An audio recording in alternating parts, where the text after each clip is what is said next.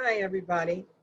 I'm Ellen Lumpkin Brown, and I am happy to welcome you to the virtual studio at GlassRoots. And I'm going to just read our little introduction, and then we're going to talk about our WorkerSpace lecture series topic for this week, which is customers. Okay, so again, my name is Ellen Brown, and we're glad to be resuming some of our programming at GlassRoots in Newark, New Jersey. I work in the classroom where I teach adults and young people business and entrepreneurial skills. GlassRoots is a glass art studio, and again, we're based in Newark, and we work to ignite and build the economic and cultural vitality of our community through the glass arts experience with a focus on youth and young adults. While access to our studios is still limited at this time, each week we're bringing activities to you via Facebook and Instagram and on our website. So please be sure to sign up for our email list to get the full week's schedule of activities ahead of time. And you can do that by just sending your email address to info@glassroots.org, and then follow us on Facebook and Instagram. We continue to acknowledge what's going on in our communities and in our country at this time, and we recommit ourselves to making our art with and for our community in support of social justice, to hold programs that create economic opportunity, to tell our students that they can be agents of change, to open their eyes to opportunities, and to encourage them to rise up and fully embrace their potential. Every time I read that, I get chills.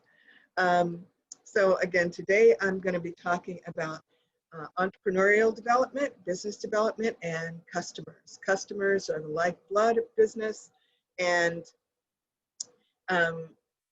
as we're beginning to emerge and from the months that we've all been through together, it's a good time to think about what we can do maybe differently, maybe a little bit more intently, maybe a little bit with a little bit more deliberation to attract and retain and grow our customer base. So today's discussion is all about how to find and keep customers, okay?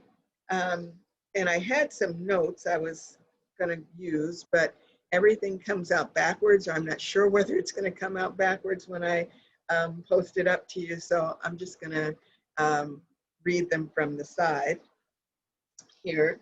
So when we're thinking about finding a customer, I know everybody's gonna say, Ellen, that's not really very new what you're getting ready to, what you just said, but there's some things that are really important to do and very valuable to do as a business owner, and one of them is to really spend the time to imagine your ideal customer, okay? But imagining your ideal customer in a very comprehensive and holistic way. And when you have an idea of who this person is that you think will be the most likely person to want to purchase the product that you have, it's actually going to be a two-way experience, as I'm going to describe to you in a second.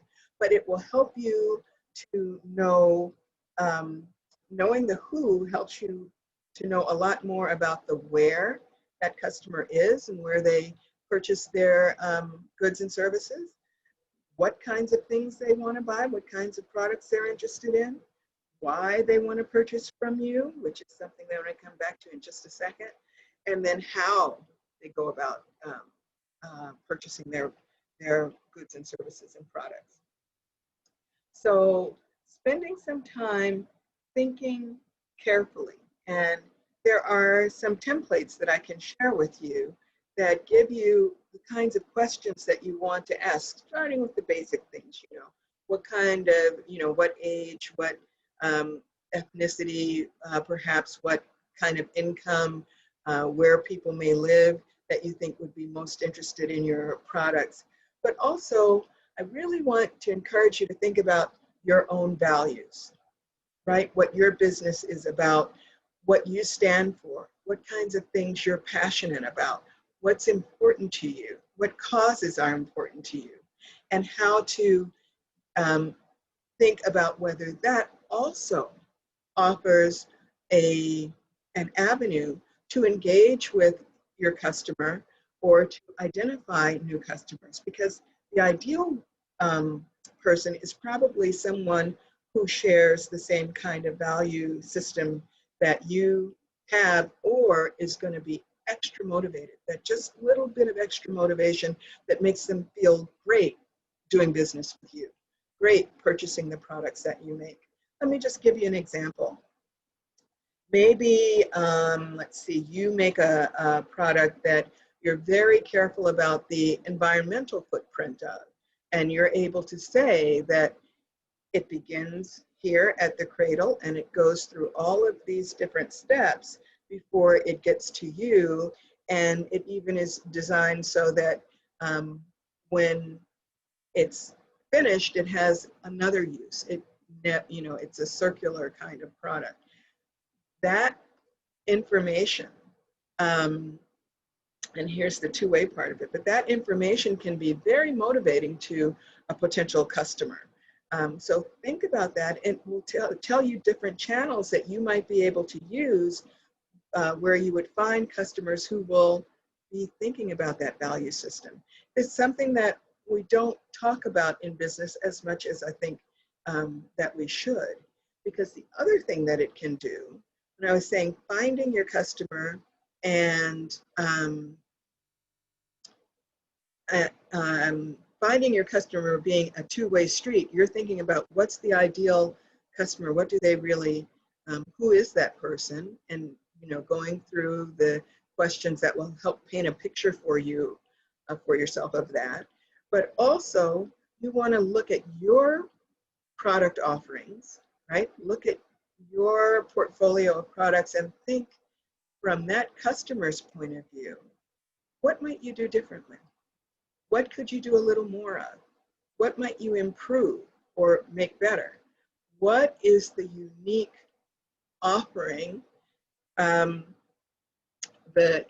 there is a phrase, value proposition, in your product for your customer, but that value proposition can also talk about values with a capital V, right? And if there is a way to make a match in your product that shows your values and is going to speak to the values of your customer, that's a win-win-win.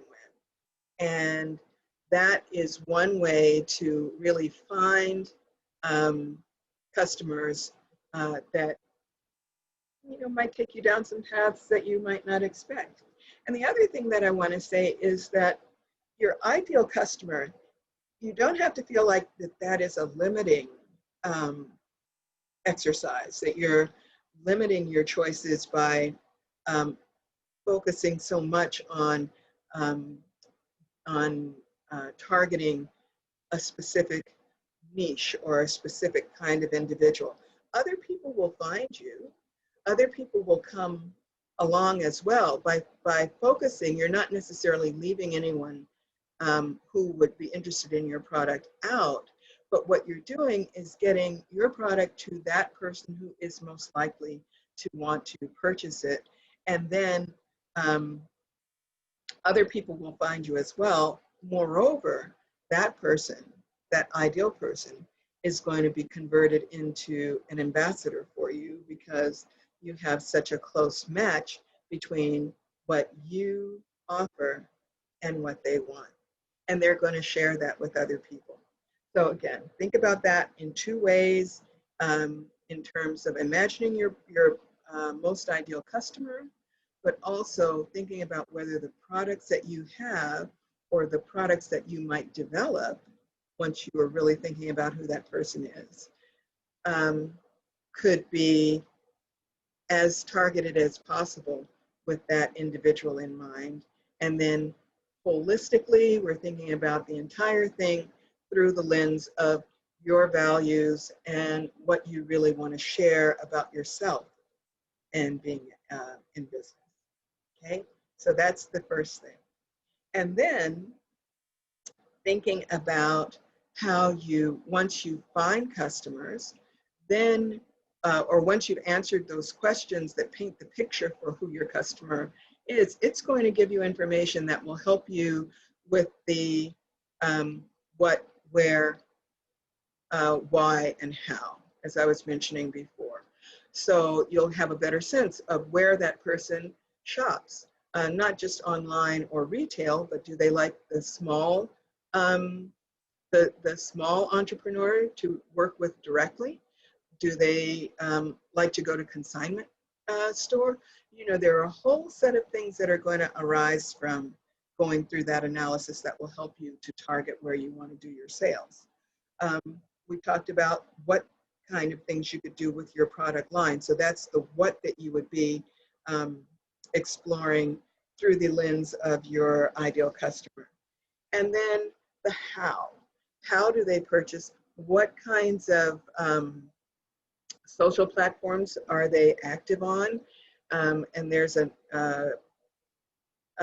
process that I'll go into in some more detail in another session, but where you can really use your examples of ideal customers to go through your Instagram type accounts and find the kinds of hashtags and other information that will get your products in front of the people that you would like to see them. So this is a very fruitful kind of experience if you can take the time to do it. So once you've spent some time on finding your new customers, then we also want to think about the customers that you already have and how you keep and grow your experience with them, right? So you can, there are two main ways to really keep customers, and customers are sources of other customers. Don't ever forget that. They really can become your ambassador, and they will say things about you and for you that you would not be able to say for yourself, right? Even when you get used to singing your own praises, there's nothing like an independent voice. Word of mouth, whatever platform it's on, still is priceless. So, but circling back, so the two main ways to keep your customers are through communication and through service. Now, communication is something that takes a bit of thought to do, but can be really fruitful for you and really valuable to you. You want to reach out to your customers at every opportunity, beginning with the first inquiry that they make of you, and tell them in a way more than they asked for. You always want to over-deliver if you can, about your business, about your values, about your products. And that means that you can create little tiny snippet making videos. We're all craft entrepreneurs. We have examples of us making things or designing things or pages from your sketchbook, or those little personal notions. If you're going out and doing volunteer work in the cause that matters to you, photographs of that, information about those things that you can share with customers helps to build that relationship and strengthen their feeling about doing business with you, right? And when it feels better to purchase from one person, that might be just the little thing that puts them over to purchase with you rather than with someone carrying something similar to what you make. So think about the different ways that you can build and maintain that relationship through ongoing communication. And that also means that it's not always sales-based, right? So you do want to communicate. If you're having a sale, if you're having a promotion, if you have a new product that you're excited to announce, certainly you want to share all of that with your customers. It's a good way to keep them.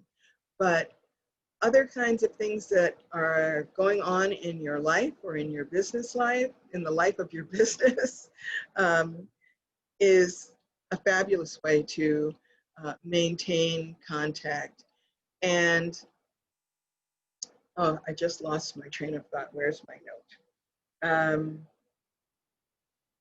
Communication. Well, it'll come back to me. It'll come back to me in a minute because it's a good point. Oh, yes. And another really excellent way of building a communication channel with your customers that a lot of people don't think about is bringing them into your product development or your business development process just by asking their thoughts on things. So if you have a new product that you're excited to announce and you're just in the early stages of putting it together, and you can create a small group of maybe your top customers and ask them, just ask them, I'm thinking about this, what do you think? Is it something that sounds exciting to you? Or is there anything that you would add to this idea? And they may answer you, they may not, but most of the time they're just, they feel good to be included in your process. And if you include a little video of what you're thinking about or what you're sketching out, it's great. And it is very low cost. It's work you were doing already anyway. You're just sharing it a little bit more broadly to build your own relationship base. So that's one way. And then the other way is with customer service, right? And sometimes I feel like this probably doesn't need to be said that much, but I'm going to go ahead anyway because I feel like you also can't do it enough. Just having the mindset of over-delivering for your customers, particularly if something has gone wrong. And let's be honest, something, there can be a misunderstanding. Things can go a little bit off the trail in any business. And so rather than the first thought being a defensive one or, something that you don't want to be a part of, think about, how can I make this better? How can I fix this in a way that is really going to make that person satisfied and happy? And as I say that, there's always going to be that one customer that you can't make happy. Don't beat yourself up for that, right? Don't spend so much time on that. And sometimes you just have to let something go, refund their money, whatever it is, and put it behind you. But most of the time, you can do a few little extra things, following up with a person to make sure that they got the information that you sent them. If they ask if they have any questions, provide more information about the things that are important to your business and the other things that you're doing at the same time as you're addressing their issue. And of course, you want to address it in a very fast and timely fashion. People will remember, this is a very old saying, but they remember how you made them feel, right? And if what you do makes them feel appreciated, makes them feel like they do share values with you, that they understand that your business stands for something and stands for more than, it's not just all about the profit, but that there is a broader value base to your business, those things that you can share as part of addressing any issue that might come up or just in your general customer service, all results in that relationship being stronger and stronger. And again, those people talking about you and about your business and about your products in ways that you wouldn't be able to do or might feel uncomfortable doing on your own, and really would be different than probably what you would say on your own, the kinds of things that they would say about you or for you. So those are a couple of things to be thinking about: building your customer base, finding new customers, keeping the customers that you have, keeping them happy, and getting them talking about you, your product, your values, your business, and how good they feel about doing business with you. That's the ultimate goal. So now next week, we will be doing an encore presentation, and I believe it's going to be the one about marketing, because that will follow naturally from this discussion about finding customers and finding your ideal customer. That marketing one is now, once you've found them, how do you get your product and your information in front of them? So please come back next Thursday for an encore of that presentation. And with that, I want to wrap up and say that we're glad that we can provide these virtual studios free of charge to our students and to the larger community. If you're able to make a donation, a gift to support our ongoing operations, please make the donation online at glassroots.org/donate. Just one button to do it, it's great. And we encourage you to visit our website to learn more about GlassRoots at-home programs and those programs we're offering on-site in our studios right now. You can also purchase products made during our virtual programs and other beautiful art in our online gift shop. So thank you again for joining us, and remember to tune in on Friday, tomorrow, it'll be tomorrow, for Finish It Friday with Amira, and she will be doing another great glass product and putting it all together so that you can see a piece of glass art, I should say, and you can see how the whole process goes. So again, thank you so much for joining me, and I will see you in 2 weeks. Take care. Bye-bye.